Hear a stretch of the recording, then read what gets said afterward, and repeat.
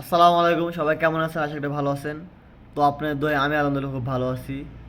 আজকে আমরা কথা বলবো মালদ্বীপ থেকে কি ইতালি, ইউরোপে যাওয়া যায় কি না সে বিষয় নিয়ে।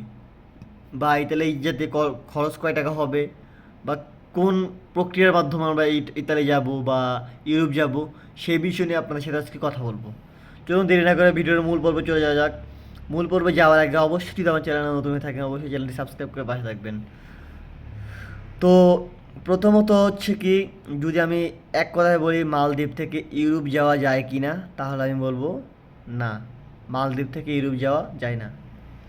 আপনারা এখন প্রশ্ন করতে পারবেন যে কেন সৌদি থেকে বা কুয়েত, বাহরাইন, ইরান, মানে বিভিন্ন দেশ থেকে, দুবাই যেমন, বিভিন্ন দেশ থেকে ইউরোপ যাওয়া সহজ বা ইউরোপ যাওয়া যায়, তবে মালদ্বীপ থেকে কেন যাওয়া যায় না?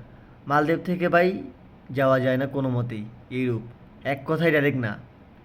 মালদ্বীপ থেকে ইউরোপের কোনো স্কোপ নাই, বা আমি এখনও পর্যন্ত দেখি নাই, বা আমি কারো থেকে শুনি নাই যে মালদ্বীপ থেকে কেউ ইউরোপ গেছে এ পর্যন্ত মুভ করছে সে বিষয় নিয়ে। অবশ্যই যারা ইউরোপ যাওয়ার ইন্টেনশন নিয়ে আসবেন, ইউরোপ যাওয়ার চিন্তাভাবনা নিয়ে আসবেন, যদি মালদ্বীপে আসেন তাহলে অবশ্যই তারা ভুল করবেন। তারা এক কথায় ইউরোপ যা যদি চিন্তা ভাবনা থাকে তাহলে মালদ্বীপ আপনারা বেছে নেবেন না, আপনারা অন্য কোনো দেশ বেছে নিন। আর যদি আপনি ইউরোপের ফিল পেতে চান মালদ্বীপের ভিতর, তাহলে সেটা পাবেন আপনি একমাত্র রিসোর্টের বিষয়। রিসোর্টের বিষয়ে যদি আসেন আপনি, অবশ্যই চোখ বন্ধ করে 1-1.5 লাখ 2 লাখ টাকা কামানোর কোনো ব্যাপার না। তো আপনারা অবশ্যই এই জিনিসটা খেয়াল করে আসবেন যে মালদ্বীপ থেকে ইউরোপ যাওয়া খুবই খুবই খুবই খুবই কঠিন। কঠিন বলতে কি, এক কথায় নাই মালদ্বীপ থেকে ইউরোপ যাওয়া।